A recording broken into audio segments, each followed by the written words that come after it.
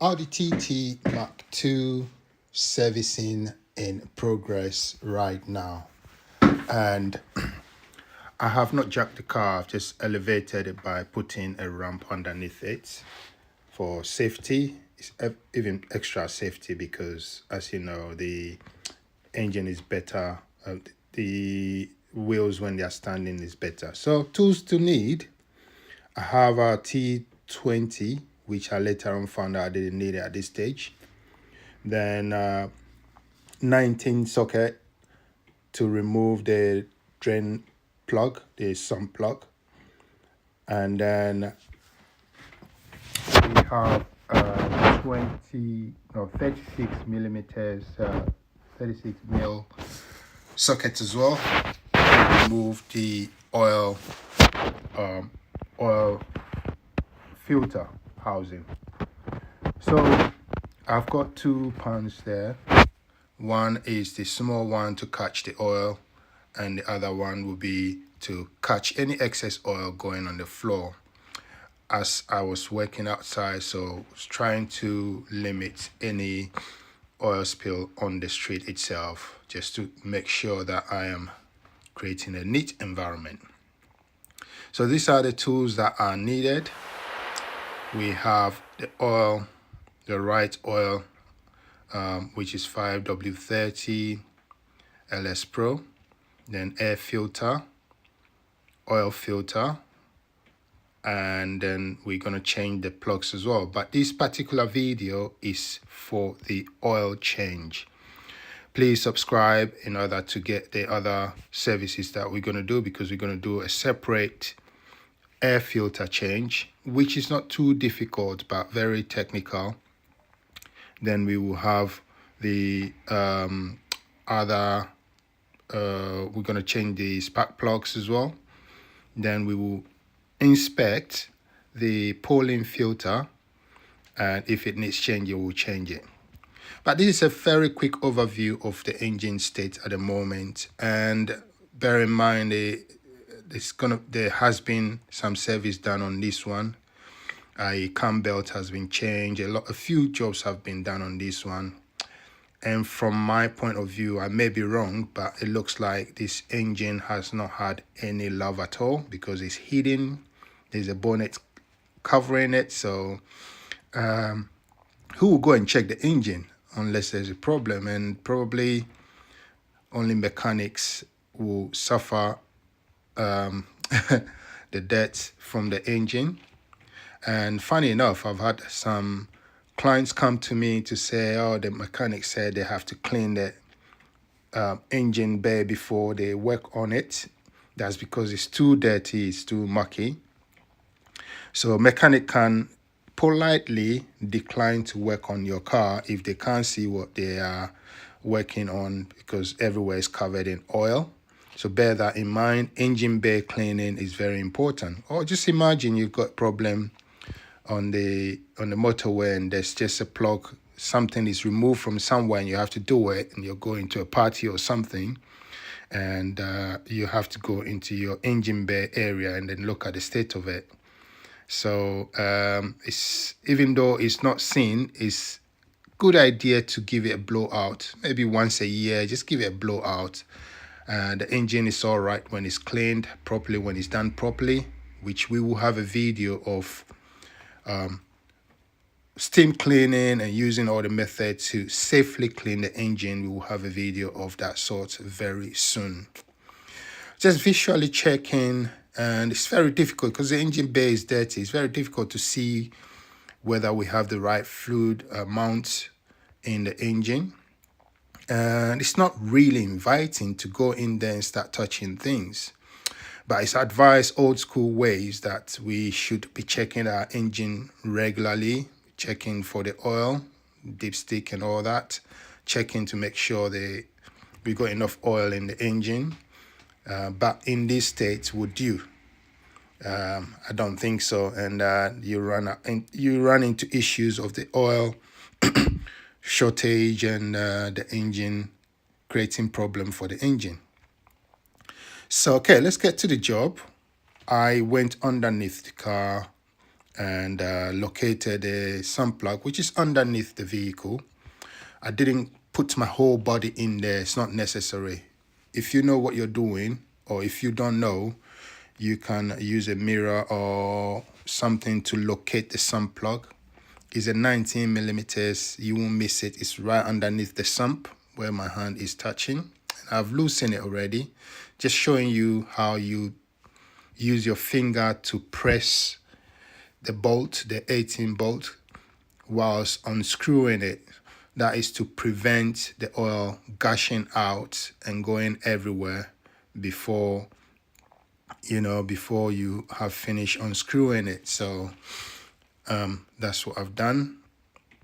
I have used the socket to sort of, it's loose, but because it's not clearly loose, I have to use the socket a little bit, go back in there, use that finger technique, excuse me, use one finger to press it in whilst you're unscrewing it at the same time as you see me do it.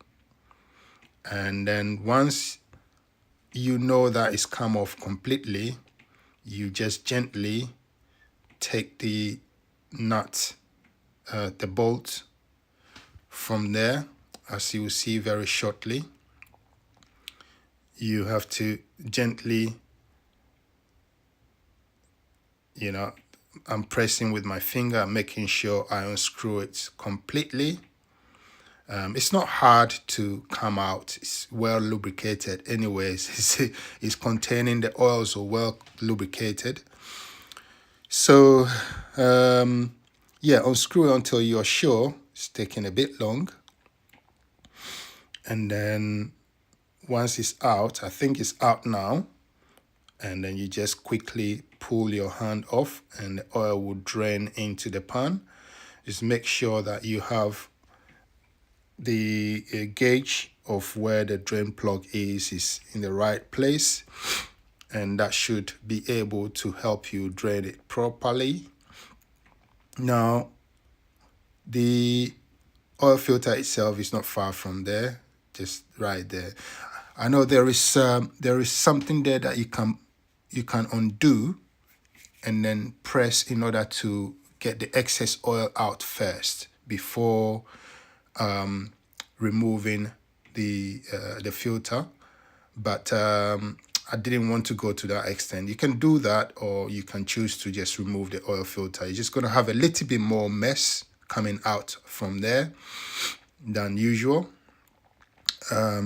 which means a little bit more cleaning after the job, but it's not that drastic. So 32 mil, went ahead, unscrewed it to the extent where I can use my hand to unscrew.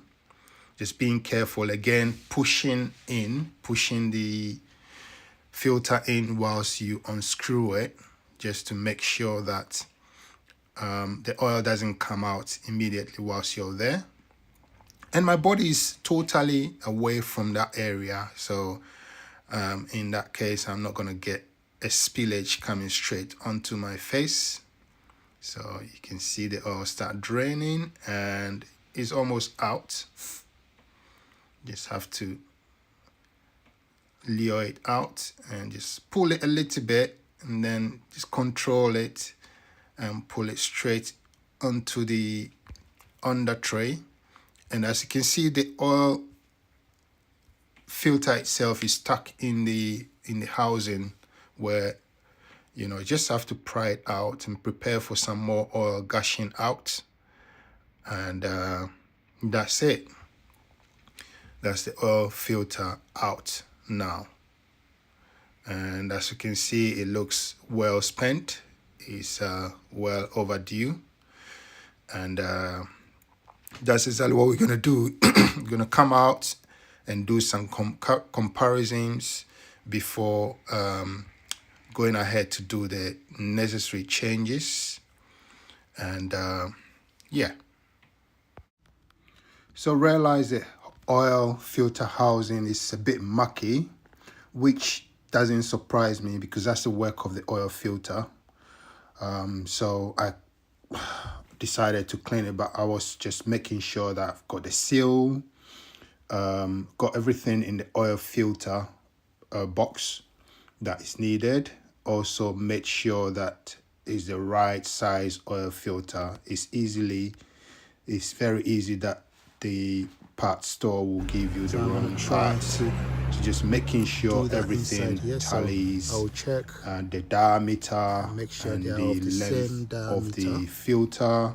They are of the same Just making sure I'm not making it dirty, but just making sure the two of them compares. Come back here, and then now I remove the sort of thing that holds the oil filter. It got stuck a little bit, so just use a screwdriver. That's the work of the screwdriver, flathead screwdriver, to just pry it out gently. What you don't want is and then remove it eventually. What you don't want is to break something. And so this is what that was it. Give it a good clean. Make sure it's going to be installed in the right way. Well, you can't get it wrong anyway, but just make sure that you double check everything. Look at that. So I've gone to clean the housing and I've assembled it outside. Everything is in place the way it should. And then I've got the seal. Don't forget now to put the I'm seal ready to install the oil filter, complete oil filter. Just inspect quickly the oil filter housing area, just to make sure there's nothing stuck in there. That's where the oil. It looks good to me, but I'll give it a good clean as well at the same time. Don't have to go crazy about wipe the cleaning. Around the area to make sure that we remove any dirt that has accumulated there. Here and insert. Now it's ready to reinstall the oil filter. Start with the whole filter tightening and the housing and everything. And what I do is I back it off a bit. I go the opposite direction. And just to make sure that the thread has caught. Just back it off a little bit. I like to back it off to make sure it's got a go again. Thread. Maybe you have to do that a few times to make sure that it is in properly. Because what you don't want, you're removing it, is to force it in and destroy the thread. Screwing. Remember, it's plastic on metal, so you have to make sure that you it's caught, and you will feel it go by feel. When it catches the thread properly, you will know. Don't force it, because as you can see, I tried a few times before I got it right. And once it's in, it's in. You just have to screw it in. Nice. And make sure it's caught. It will screw it in to hand tight. Nicely. It's a bit slippery because of the oil around it. As it should. Oil in my hand as well. So just tighten it as best as I can, and then it's in. Obviously use the socket to give it a bit more hand tighten it to still with my hand. Your best ability, and just snug it. You don't have to go crazy about tightening it. Not going tighten crazy it with my hand as much as possible. I'm just going to snug it. Then I will use the wrench to give you a good snug. Ratchet to just snug it. It's nothing crazy at all. I mean, I could have used a top spec, but it's hand tight with the ratchet. For the oil nothing crazy, filter. Nothing loose. In fact, I should have used a top. Put the plug in. Now is the time to put the sump plug or the drain plug back in. So wiped it a bit. I changed the put it in the washer, because the washer should be used only once. Unfortunately, I didn't catch it on the video, but I changed it. So hand screw it again. You should not go anywhere near this one with impact drive. Hand tighten.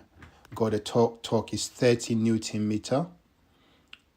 Always like to torque things like that, just to make sure that there won't be any over tightening, because the housing there is, it shouldn't be tightened too much. There's a possibility of you stripping the thread that will create a different and very more expensive repair to what you're doing. So I managed to get the right torque, went back underneath there, and torqued it to the right spec. And yeah, there you go. So the sound of the torque when it reaches the right place is so satisfying. It's all torqued up to 30 Newton meters. I'm going to wipe that area, wipe that clean, wipe the engine bay area, make sure there's no drip for when I check again. And there we go.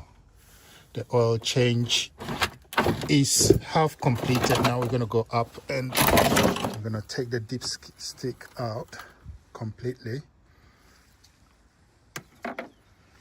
and take the oil cap up.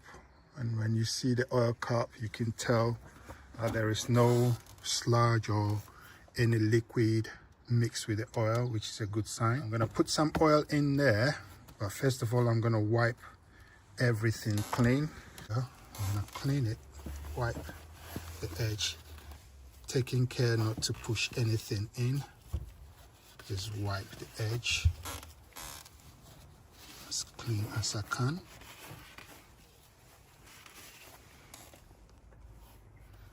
And yeah, do my best to wipe whatever I can see that is sluggy or something, making sure not to push anything inside. So that's the best I can do. I can also clean this one. In fact, I could have just let me just use a little bit of brake cleaner to clean it nicely. In a moment. I did the best job of it, and now we can see the cover again as it should be.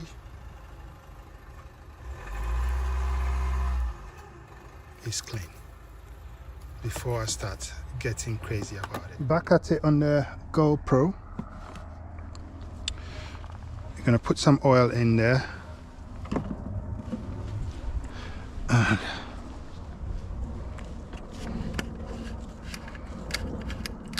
this is 5 liter, and you can see it's got the calibration here. I'm gonna put 4 liter in there. It takes 4.5, so I'm gonna put 4 liter in there. There's a possibility that there is some oil in there still because the car is elevated. I'm gonna put 4 liter in there first and then bring the car down, check, let the engine run for a little bit, check the oil again, and I will top it up as and when it requires it.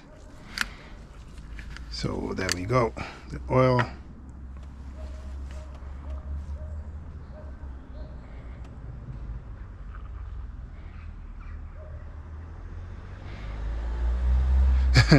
It just clicked to me for me to check for a second whether I've locked everything underneath, because if I haven't, all the oil I'm putting in will just literally drain out.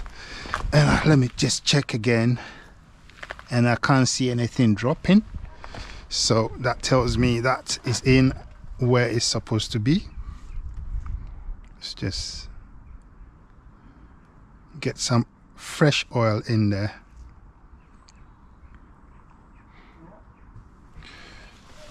Then check. I want it to come up to here because it's 5 liter, so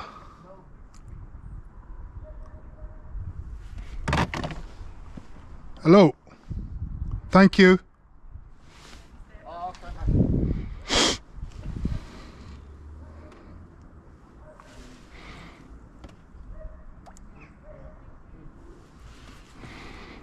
So we are almost closer there to the 1 liter mark, 4 liter mark. don't have to be precisely exactly. So I think that's enough oil to make sure the engine runs safely whilst we bring it out of the ramp, and then we will check and everything. But whilst it's on there, let me check anyway to make sure that, so it should be, let me just check anyway to make sure that we have some oil in there.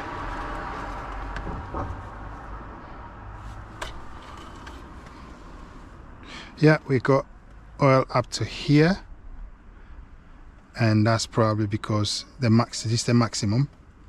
That's because it's elevated, and possibly we managed to drain all the oil, which I wish that is the case. I will always prefer to drain the oil, all the dirty oil, so that we can have fresh oil through it. So that's where it ends. I'm going to do other things, but this is the oil change part of this. What I'm going to do next is to change the air filter. So if you want to see how it's done, then stay tuned for the next video. I'm going to do the air filter, then I'm going to do the spark plugs, because the spark plugs, everything is under the air filter is in this housing. So when I take it off, I'll do them and we'll record all of it for you. Detailing Law, thanks for watching. If you like it, subscribe, and we'll see you in the next video.